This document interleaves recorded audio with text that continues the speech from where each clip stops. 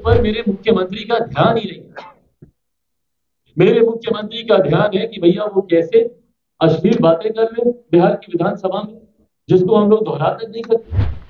और मेरे मुख्यमंत्री का ध्यान है कि कैसे समाज के वंचित शोषित हुए, जो संभवतः आज उनके साथ कतई नहीं, कैसे उनको अपमानित करने का काम किया जा सकता। जिस तरीके से उन्होंने पूर्व मुख्यमंत्री आदरणीय जीतन राम मांझी जी को बिहार की विधानसभा में अपमानित करने का काम किया, पहली बात तो मुझे इस भाषा से ही एतराज है। तो तू तड़ाक की भाषा कहां से आ गई भाई? देता है भाई, हम इस बात को इसलिए बोल रहे हैं क्योंकि ये बातें बिहारियों को शर्मसार करती है। जमुई में एसआई को बालू माफियाओं के द्वारा रौंदे जाने के बाद बिहार की राजनीति गर्म है। आपको बता दें कि चिराग पासवान लोक जनशक्ति पार्टी रामविलास के राष्ट्रीय अध्यक्ष ने आज एक प्रेस कॉन्फ्रेंस का आयोजन किया और प्रेस कॉन्फ्रेंस आयोजन के बाद वो लगातार बिहार सरकार पे हमलावर रहे और उन्होंने कहा कि बिहार में लगातार जो है आपराधिक मामले बढ़ रहे हैं, लेकिन बिहार सरकार इसके लेकर के कोई संज्ञान नहीं ले रही है। आपको बता दें कि उन्होंने कहा कि लगातार जो बालू माफियाओं के द्वारा इस प्रकार के जो घटनाएं का अंजाम दी जा रही है वो काफ़ी दुर्भाग्यपूर्ण है। आइए सुनते हैं चिराग पासवान ने क्या कुछ कहा है। जमुई में तो कम से कम मैं दावे के साथ आपको कह रहा हूँ, क्योंकि 2 दिन में 2 हत्याएं हुई है वहां पर। एक तो प्रभात जी जिनका हमने जिक्र किया, अभी दरोगा जो थे वहां पर, उसके बाद एक युवक, नौजवान युवक जिसकी कल पटना में हत्या हो गई। अब इसका दोषी कौन बताइए? कल हम और अरुण बाबू वहां पे गए थे, जब उसका इलाज वहां पे चल रहा था, दिन भर हम लोग लगे थे कि भाई कैसे उसको खून दिया जाए। पार्टी के तमाम कार्यकर्ता दिन भर इसी में लगे रहे कि 2 यूनिट 3 यूनिट खून कैसे उसको वहां पे उपलब्ध करा दे। उसके बावजूद उसकी जान को वहां पे डॉक्टर्स नहीं बचा पाए। डॉक्टर्स को तब बचा पाते जब डॉक्टर्स वहां पे होते। लगभग पौना घंटा तक हम खुद वहां पे मौजूद थे और पौने घंटे तक किसी डॉक्टर ने वहां पर आना वहां पे जरूरी नहीं समझा। ये यहाँ के अस्पतालों के हालात है। और ऐसे अस्पतालों का रजिस्ट्रेशन हो जाता है, तो लाइसेंस मिल जाता है काम करने के लिए, और पलट कर कोई देखना तक जरूरी नहीं समझता कि क्या उन अस्पतालों में ठीक से इलाज हो रहा है कि नहीं हो रहा है। क्या ये चिंता का विषय नहीं है?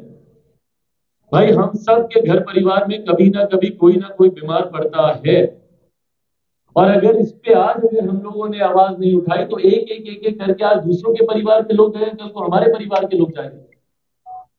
पर ये व्यवस्था यहाँ पर ऐसी ही बनी रहेगी। कल हमारा वो वीडियो आप सब लोगों ने देखा होगा। भाई हम किसी को दिखाने के लिए हम गुस्से में नहीं थे, स्वाभाविक है भाई। आप उसकी बहन के हालात देखते, बार बार हमारा हाथ हमारी कलाई पकड़ के उसकी बहन रो रही थी कि भैया हम किसके हाथ में राखी बांधे। 28 साल का वो नौजवान हुआ मिठुन कुमार, पर इसमें किसी सरकार को कोई फर्क नहीं पड़ता। कोई एक बार जाकर देखना तक जरूरी नहीं समझता।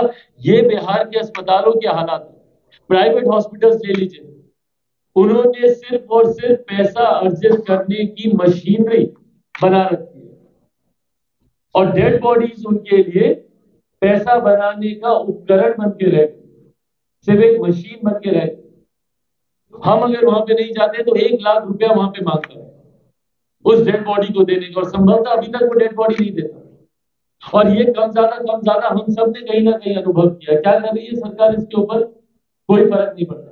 भाई कितनी जगह ऐसी डेड बॉडीज को रिलीज कराने चिराग पासवान या हमारे नेता पहुंच जाएंगे, पर जिनकी जिम्मेदारी है वो तो पहुंचे कम से कम। और इस बात की भी जांच होनी चाहिए कि क्या वहां पे डॉक्टरों के अभाव में या इलाज के अभाव में इसकी जांच नहीं, या कोई ये बालू माफिया उन्होंने मिली जुली भगत से वहां पे उसकी हत्या करवाई, क्योंकि ये माफिया नहीं चाहता था कि वो होश में आए, क्योंकि लोअर बॉडी के नीचे एक्सीडेंट हुआ था, उसकी जांघ पे, उसके थाई के ऊपर ट्रक चढ़ के गया था। यकीनन ब्लड लॉस हुआ है, पर इतना ब्लड लॉस तो नहीं हुआ कि उसकी जान चली जाए, और वो भी महज 24 घंटे के भीतर उसकी जान चली जाए। वो भी तब जबकि हम लोग वहां पे ब्लड प्रोवाइड कर रहे हो, संभवतः अभी भी 1 यूनिट ब्लड तो वहां पे वैसे ही पड़ा होगा न्यूज। तो क्या वहां पे बालू माफिया के लोग थे जिन्होंने डॉक्टर्स के साथ मिली भगत करके वहां पे इस बात को सुनिश्चित किया कि ये आदमी कभी बच ही ना पाए? ये तमाम चीजें एक गोरख धंधे के तौर पर चल रही है बिहार में। पर दिक्कत यह है कि इसके ऊपर मेरे मुख्यमंत्री का ध्यान ही नहीं है। मेरे मुख्यमंत्री का ध्यान है कि भैया वो कैसे अश्लील बातें कर ले बिहार की विधानसभा में, जिसको हम लोग दोहरा तक नहीं सकते। और मेरे मुख्यमंत्री का ध्यान है कि कैसे समाज के वंचित शोषित वर्ग, जो संभवतः आज उनके साथ कतई नहीं, कैसे उनको अपमानित करने का काम किया जा सकता। जिस तरीके से उन्होंने पूर्व मुख्यमंत्री आदरणीय जीतन राम मांझी जी को बिहार की विधानसभा में अपमानित करने का काम किया। पहली बात तो मुझे इस भाषा से ही ऐतराज है। भैया विरोध कीजिए, मैं खुद विरोध करता हूं। मैं अभी क्या कर रहा हूं, विरोध ही कर रहा हूं मेरे मुख्यमंत्री का। पर ये तू तड़ाक की भाषा भैया बिहारियों में कहां से आ गई है? भाई हमको सुनाया जाता है कि ये शहरी लड़का दिल्ली में पला बड़ा, ये जानता है कुछ, पर कभी हमारी जुबान से आप के अलावा कोई और शब्द सुन लीजिए, क्योंकि यही हम लोग की संस्कृति है। हम तो अपने घर के बच्चों में, और ये हमारी ही नहीं भाई, हर बिहारी की संस्कृति है, अपने बच्चों से हम लोग आप करके हम लोग बात करते हैं। बेटा आप क्या खाइएगा, कहाँ आइएगा, कहाँ जाइएगा, ये करके हम लोग बच्चों से हम लोग बात करते हैं। तो ये तू तड़ाक की भाषा कहां से आ गई भाई? जिस तरीके से हर किसी को, भाई हम लोग तो चलिए उम्र में छोटे हैं, जब हमको वो लोग बोलते हैं अरे इसको कुछ आता है, इसको कुछ जानता है, चलिए ठीक है, कोई बात नहीं, उम्र में छोटे आप बड़े, कुछ भी बोल लीजिए। पर मांझी जी तो उम्र में आपसे बड़े, सीनियोरिटी में आपसे बड़े, उनके ऊपर इस तरीके की भाषा का इस्तेमाल करना, इसको कोई जानता था, इसको कौन बनाया, इसको क्या क्या, आप दोहरा तक नहीं सकते उन बातों को। ये मुख्यमंत्री को शोभा देता है। भाई हम इस बात को इसलिए बोल रहे हैं क्योंकि ये बातें बिहारियों को शर्मसार करती हैं। आप देश के दुनिया के किसी भी कोने में चले जाइए, हम तो जा ही रहे हैं दुनिया के अलग अलग कोने में बिहारी डायस्पोरा से मिलने। ऑस्ट्रेलिया में अगले हफ्ते हम सिंगापुर जा रहे हैं, हर एक जगह बिहारी डायस्पोरा से हमारी बातचीत हो रही, उनसे राय मशवरा कर रहे हैं कि भैया किस तरीके से बिहार को हम लोग आगे बढ़ा सके। पर वहां पर जाकर सबसे पहले मुख्यमंत्री जी के इस व्यवहार के बारे में हम लोग शर्मिंदा होते हैं। और यही हालात देश में, लोग हंसते हैं हम लोगों के ऊपर। 2 दिन तक तो ये वीडियो चलकर बंद हो गया मुख्यमंत्री का, पर आज तक हम लोगों का मजाक उड़ाया जाता है। चले जाइए दिल्ली में, चले जाइए मुंबई में, कहीं पे भी आज तक हम लोगों का मजाक उड़ाया जाता है। क्या बोल रहे थे भाई मुख्यमंत्री? हाँ क्या बात कर रहे थे? ये बातें पूछ पूछ कर हम लोग को शर्मिंदा हम लोग को किया जाता है। पर हकीकत है ये मानसिकता दर्शाती है हमारे मुख्यमंत्री। मांझी जी का विरोध मांझी जी का विरोध करने के लिए नहीं, ये उनकी मानसिकता है कि भाई एक दलित समुदाय से आने वाला व्यक्ति, जिसको हमने दलित ही नहीं दलितों में भी सबसे ज्यादा पिछड़ा हम लोगों ने मान लिया और हमने उसको महादलित की श्रेणी दी। ये अहंकार मेरे मुख्यमंत्री है कि हमने जिसको महादलित की श्रेणी दी, वो आज हमारे सामने विधानसभा में खड़े होकर कैसे चर्चा का हिस्सा बने। ये अहंकार था उनको नीचा दिखाने का, उनको ये बताने कि अरे हम तुमको बनाए, तुम्हारी क्या बात है, तुम कैसे ये सारी बातें।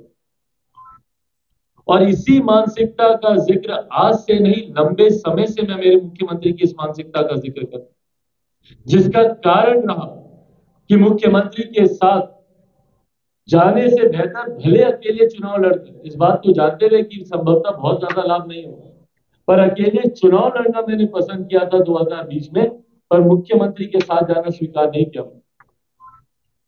यही कारण, उस वक्त संभवतः मेरे पास भाई बहुत ज्यादा प्रमाण नहीं थे अपने आप को सही साबित करने के, जिसका कारण बना कि मेरे अपने परिवार के लोग, मेरे अपने पार्टी के लोग मुझे छोड़कर चले गए। क्यों छोड़कर चले गए? यही कह के छोड़कर चले गए थे ना कि भाई हम लोग तो एनडीए के साथ लड़ना चाहते थे, मुख्यमंत्री नीतीश कुमार जी के नेतृत्व में हम लोग लड़ना चाहते थे। यही कह के मेरे सारे सांसद छोड़कर गए ना मुझे। कैसे लड़ लेता मैं, कैसे मुख्यमंत्री के नेतृत्व में, जिन्होंने सिर्फ दलित होने की वजह से मेरे नेता को अपमानित करने में कोई कसर नहीं छोड़ी। आप लोगों के पास अभी भी वो विश्वास होंगे जब मेरे नेता अस्पताल में वेंटिलेटर पे जिंदगी की आखिरी घड़ियां गिन रहे थे, उसमें मेरे मुख्यमंत्री मुस्कुराकर आप लोगों के सामने बोल रहे थे अच्छा वो अस्पताल में, हमको तो मालूम ही नहीं। जबकि वो एक ऐसा समय था जब देश के राष्ट्रपति से लेकर प्रधानमंत्री से लेकर हर व्यक्ति उनके स्वास्थ्य की जानकारी लेने के लिए हमको फोन कर रहा था या अस्पताल में आने का काम कर रहा था। और उस वक्त मेरे मुख्यमंत्री बोलते हैं कि भाई हमको तो मालूम ही नहीं। और ये आज से नहीं, हमारे नेता को अपमानित करने के लिए, उनके कद को छोटा करने के लिए मुख्यमंत्री लंबे समय से प्रयासरत है। 2005 में पार्टी को तोड़ने का क्या कारण था भैया? यही कारण था कि एक दलित व्यक्ति कैसे आगे आ गया, कैसे बिहार की जनता ने 29 सीटें उसको जीत के दे दी। ये तो गलत है। एक दलित नेता की पार्टी 29 सीटें जीत जाए, कैसे ये संभव है भाई? तोड़िए इसकी पार्टी। और 2005 में भी हमारे नेता की पार्टी को तोड़ने का काम किया। उसके बाद हमारे पार्टी के विधान पार्षद जो आज उनकी पार्टी में बड़े नेता बने फिरते हैं, कहां से गए? किसको कौन तोड़ के लेके गया भैया? यहीं से ना गए हैं।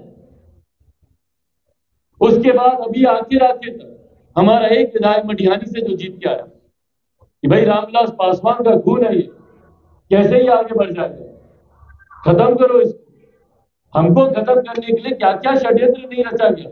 हमारी पार्टी, हमारे परिवार को तोड़ना। आज जितने लोग ये कहते नहीं थकते कि भाई चिराग पासवान तो उसी की गोद में जाकर बैठ गया जिसने इसका घर खाली कराया।